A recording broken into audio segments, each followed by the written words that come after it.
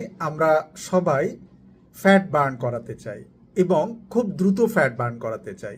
তো এই fat burn করানোর জন্য আমরা বেশ কিছু ভুল স্টেপস গ্রহণ করি।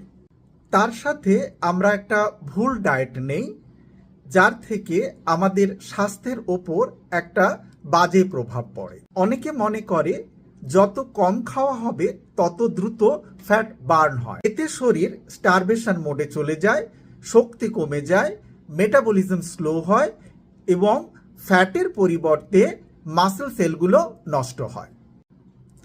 অনেকে কোনো পরিকল্পনা ছাড়াই কার্বোহাইড্রেটস বাদ দিয়ে দেয়।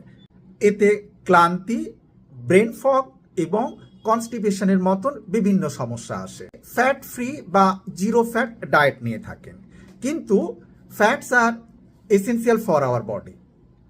গুড ফ্যাটের অভাবে হরমোনাল ইমব্যালেন্স, ত্বকের সমস্যা এবং পৌষ্টিক উপাদানগুলির সঠিক অ্যাবজর্পশন হয় না। ডায়েট থেকে একেবারে কার্বোহাইড্রেট এবং ফ্যাট বাদ দিয়ে দেওয়া হয় এবং তার বদলে হাই প্রোটিন ডায়েট নেওয়া হয়। এতে কিডনির সমস্যা, ডিহাইড্রেশন এবং হজমের সমস্যা হয়। Before choosing a diet, consult your doctor and a dietician. It moderate, stay active and hydrated.